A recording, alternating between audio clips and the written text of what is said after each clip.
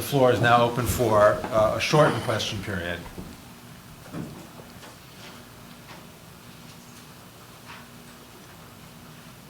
After all that, if there are questions. Yes, please. Hi, thank you all for a great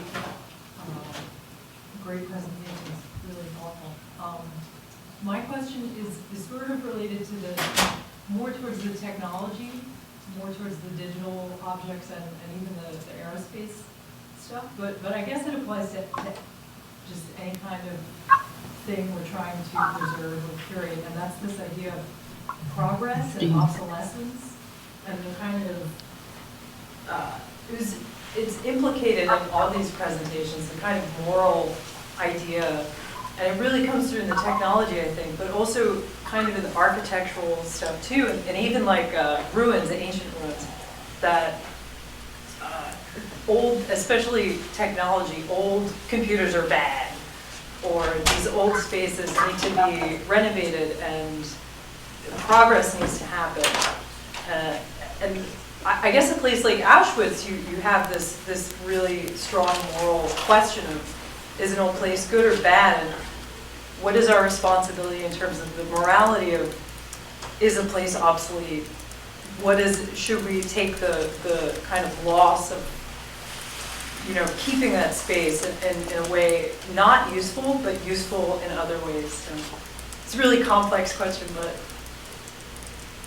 Well, I think there's, the concerns that you're raising, the issues that you're indicating are really common across these projects and presentations in really rich ways. I thought, as I'm sure we all did, how moving it was to, ponder the aura that Professor Helwig talked about, wanting to preserve or respect, stand off from in those objects, and how that seemed evoked as well in Malcolm's discussion of the tile and the kind of the quiddity of those, the kind of vectors of crazing and patina, and I think it's such a fascinating concern as well in the architectural context.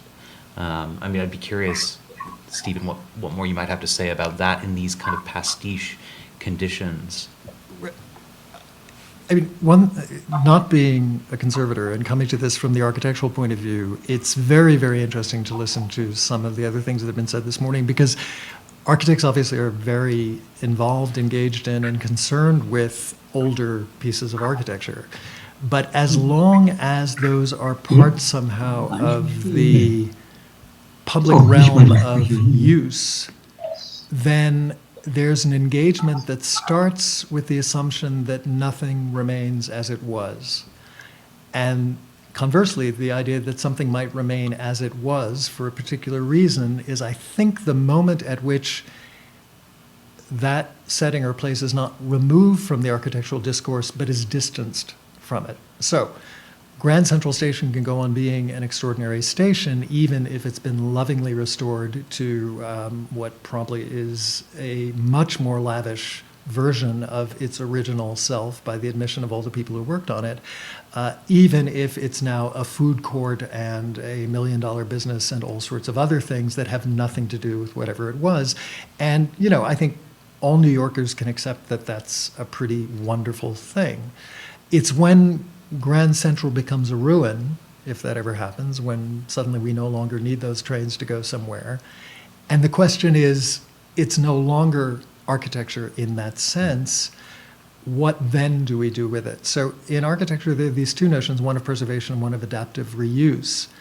And my sense from working with curators and conservators is that adaptive reuse is anathema as far as authentic objects are concerned. I was even astonished to hear you say that people can get into the Rosa Parks bus and sit in her seat, because I would have imagined that sooner or later somebody's going to say, do we reupholster that, or do we just... So, well, with the Rosa Parks bus, it came to us, it had sort of crossed the line, and it was a philosophical debate that we had from the get-go about whether we preserve it as this ruin and all of its history of neglect. I mean, the interior of the bus had been gutted, so it actually wasn't her seat. Her seat is buried in a ravine in Alabama, and I wanted to go and dig up that ravine and pull out what remained of that seat if we could try to figure out which one it was. But the museum quickly decided that in order to get that real, deep connection with what happened there, it would be essential to have people to be able to go inside. It drove me nuts. And of course, you see irreverent teenagers sometimes in there, sort of disgracing what I could consider to be a sacred space. And so it's one of the trade-offs that you have with allowing the public to go into an artifact like that. But it's still considered to be such a powerful experience that it's worth that compromise. But yeah, I love the word aura. One of my favorite words is the aura of authenticity, and preserving the aura of authenticity. It has a lot to do with what you're basically starting with, and if things have been compromised through history to a point where that aura has already been so far disturbed, as with a lot of architectural projects, I think. Sometimes you have to make some bold decisions to go into a different direction to keep that property viable, or that experience somehow still alive. Professor Hellevig, can I ask you this question that's been posed here about the tension in conservation between allowing for the obsolescence or the need to reuse or adapt or fix? How does that look from the perspective of a conservator in a place like Auschwitz, dealing with the materials that are remaining there? Well, Auschwitz always is such a difficult place that I feel the usual philosophy of conservation is very difficult to apply there. And for me, one big question arises from this symposium with such a wonderful mix of subjects. Is there still a kind of grand theory of conservation? In my younger years as a conservator, there was always a strive to make sure that all kinds of objects are treated with the same care. This was perhaps a little theoretical approach, but anyway, it was there, and we all tried to follow it. This was, of course, badly shaken by 19th century mass production, and it's getting much worse if we think of the attempt to preserve all web pages, that is billions and billions and billions, and is there still something that combines all conservation efforts under one theory? And this, I think, is so difficult. And this is a question that I'd like to see discussed. And I wonder what my fellow speakers think about this.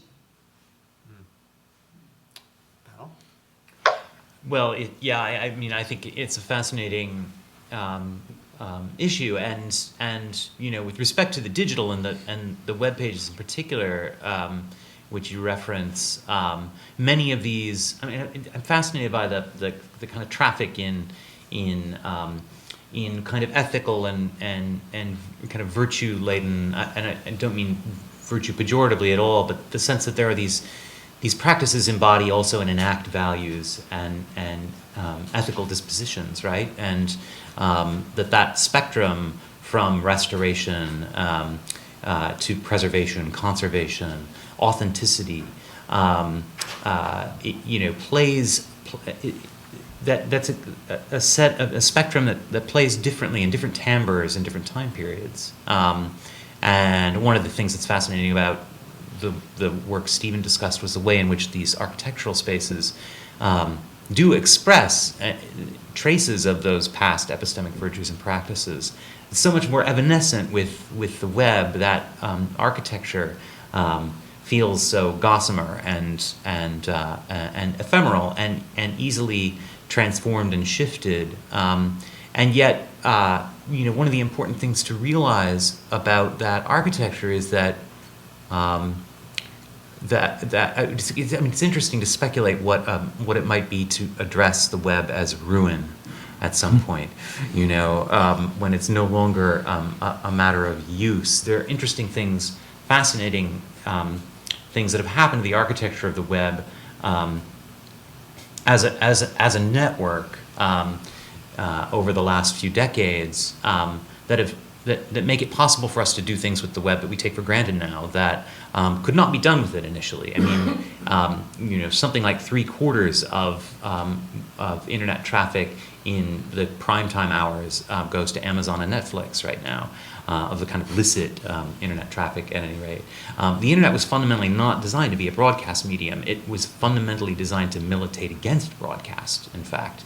And it's been re-engineered by a series of services that have been added to it, not unlike the history of the Louvre, to reinterpret that original use case for much different purposes, and to do so seemingly seamlessly, seemingly by a kind of telos, a kind of fiat.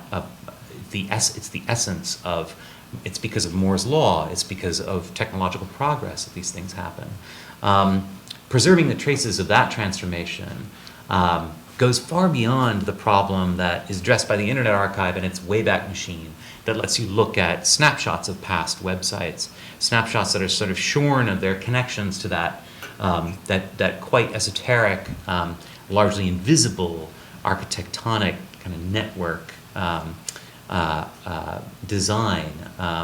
And so these are very interesting and intractable problems that address questions, I think, of our connection as human beings to each other, our expectations for what these tools can do for us, even our sense of what our rights and responsibilities are as citizens.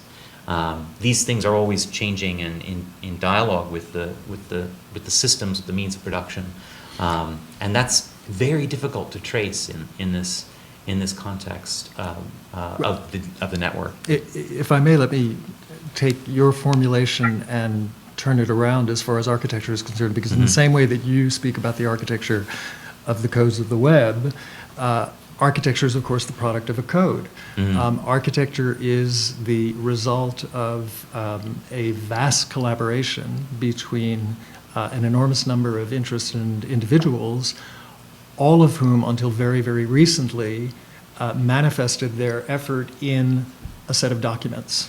And those documents, although we like to say that they have a unique projection in one particular place in one particular time, in fact, can be reproduced at will just about anywhere. And there are very famous examples of that. For example, Mises' Barcelona Pavilion was very famously reproduced down to the last detail, very close to Barcelona, not so very long ago. And the architectural community was split in half between those who said, this is horrific, this shouldn't be done, this is the product of another time, and those who said, how marvelous that we can actually visit not photographs, not a simulacrum, not some scale model, but walk through a space which, in every strictly architectural way, by any ethics that's founded in the immanence of the object itself, is identical, except that we're experiencing it in 1992 instead of 1929. And that's a very, very complicated and thorny problem. There are, of course, architectures which are intended to be made in multiples, and no one suggests, if that's the intent, that the fifth version of it is in any sense less valid, less interesting, a little bit like rocket ships, I would imagine. You know, the fifth Apollo space module is different from, but part of a series that includes all the ones that went before it, and you'd probably be just as happy to show the fifth as the first, even though you might say slightly different things about one or another. Well, with architecture, I mean, I always see, looking at the extension onto MoMA, what has to die in order for this building to grow on, and how that sort of compromises experience. And it's like with large artifacts that we replicate, there is, the replicated object sort of is lacking a soul.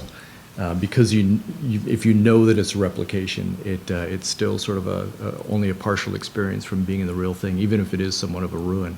Some people say that about MoMA's extensions as well. Oh, really? Oh, okay. Interesting. Well, it's fascinating to me, this question of authenticity and often the irony of authenticity as well. I mean, to restore a facade that was meant to speak, to articulate a disposition towards the new and the ethos of making it new, to restore that Remake is profoundly, the whole cloth. is Yeah. wonderfully, kind of ironic, and preserving that the ethos becomes part of the mission as well, and yet recognizing that ethos is transformed by the context, by the changing context, by history as it unfolds. I think we'll have to just stop here, but I think we've come to a significant point in the conversation, because if we began, as I outlined, with the idea that conservation could be about the moment of creation, or conservation a la Marguerite Yourcenar could be an archaeological venture, I think where we've come to right now with the almost Hubert Robert-like vision of the existing Louvre as a ruin, or Benjamin's notion of ruin, the proleptic ruin, looking forward, suggests a third temporality for conservation, which is actually an ability to, using an understanding of the way materials degrade over time, to imagine the future. And we'll stop here for a 1-hour break. We'll return at 2:30 for the afternoon program. Thanks our speakers very much. And to Professor Helwig in Hamburg, thank you for bearing with us and the technology.